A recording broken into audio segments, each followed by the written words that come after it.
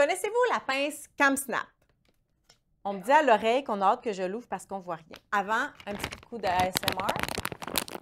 C'est un son agréable. Elle a des frissons derrière la tête. On découvre maintenant ensemble qu'est-ce qu'on retrouve dans cet emballage-là. On a d'abord la pince Cam, un tournevis pour changer les socles, une tige de métal pour les plus petits boutons, des socles pour les différentes grandeurs de boutons et la carte avec un code QR pour trouver toutes les instructions comment utiliser votre nouvelle pince Cam. Tout ça va servir à poser vos boutons pression, mais là, il vous faut des boutons pression. Et sachez que chez Club Tissu, on a des sacs de 100 boutons, 50 boutons ou 25 boutons dans 3 couleurs, soit le noir, le blanc, cave et transparent. Je suis bonne pour jouer dans les Blue Jays maintenant. Puis on a vraiment beaucoup de couleurs disponibles dans des sacs de 25 boutons. On va maintenant explorer ensemble qu'est-ce qu'on trouve dans un sac de boutons pression.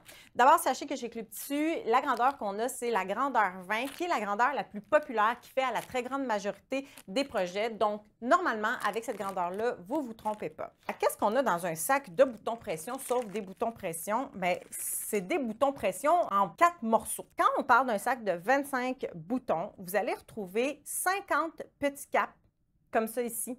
Ça, c'est la partie extérieure qu'on voit à l'extérieur du projet, donc la partie qui n'est pas snappée. Vous allez en avoir besoin de 2 pour chaque assemblage de boutons pression. On va avoir la partie femelle qui ressemble à ça ici et on va avoir la partie mâle qui ressemble à ça plutôt. Hop.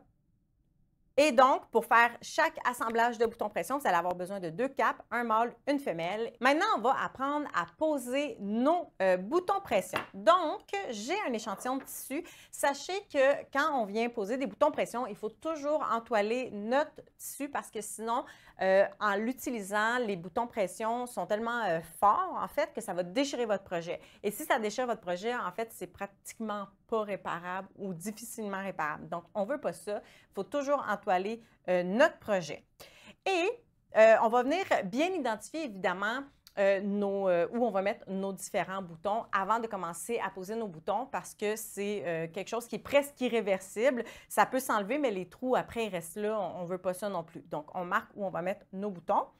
On va utiliser un poinçon ou tout autre outil qui vous permette de percer votre tissu. Et moi, juste vous laisser savoir que pour le projet, j'ai pris un échantillon de tissu que j'avais sous la main. Il n'est pas entoilé, mais j'ai quand même pris le temps de plier mon coton à courte pointe en 2. Sachez par contre que nécessairement, ce ne sera pas aussi stable que si vous avez de l'entoilage.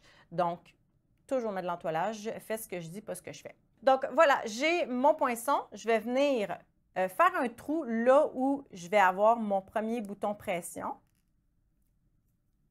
Comme ça. On voit ici, j'ai mon petit trou. Je vais venir mettre mon capuchon sur la partie qui sera soit visible ou non visible. Bref, la partie qui ne sera pas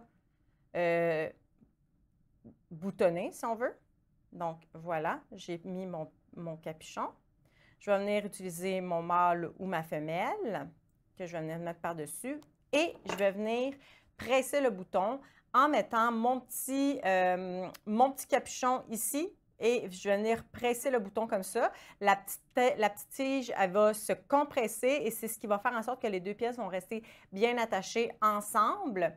D'ailleurs, sachez que sur votre pince Cam, c'est déjà le socle et la tige de métal adaptés aux grandeurs 20. Donc, voilà, je l'ai mis là ici, comme ça. Le bouton, il est bien en place et je viens presser mon projet. Il faut quand même peser assez fermement. Alors voilà, j'ai un bouton déjà installé. Et là, vous voyez, j'ai des petits fripages ici. On n'aime pas ça. Je n'ai pas entoilé mon tissu. Ce n'est pas ça qu'on veut. Mais sachez-le. Donc, l'importance de le faire. Je vais aller faire l'autre côté. Hop, je fais mon petit trou. Et là, soyez toujours vigilant quand vous le faites pour vous assurer que vous ne mettez pas votre bouton du mauvais sens. On veut qu'à la fin, on puisse les snapper ensemble. Donc, soyez vigilants. Ça nous est tous arrivé au moins une fois de se tromper. Enlever un bouton pression en plastique, bonne chance. C'est faisable, mais avec des risques. Voilà. Fait que là, je m'assure que mon bouton est bien dans son socle. Il est bien placé, bien centré. Voilà. Je m'en viens presser fermement. Hop. Et voilà, j'ai mon mâle, j'ai mon femelle que je vais venir clipper ensemble. Et voilà, c'est bien installé. Et on peut voir sur l'endroit du projet, on va voir le capuchon. De l'autre côté aussi. Et j'ai mes 2 pièces, mâle et femelle. Alors voilà, vous avez vu, c'est super facile d'utilisation. Puis en plus, on a plein de couleurs pour s'harmoniser avec votre projet. Si vous avez des questions, n'hésitez pas à les laisser en commentaire. Ça va nous faire plaisir de vous répondre.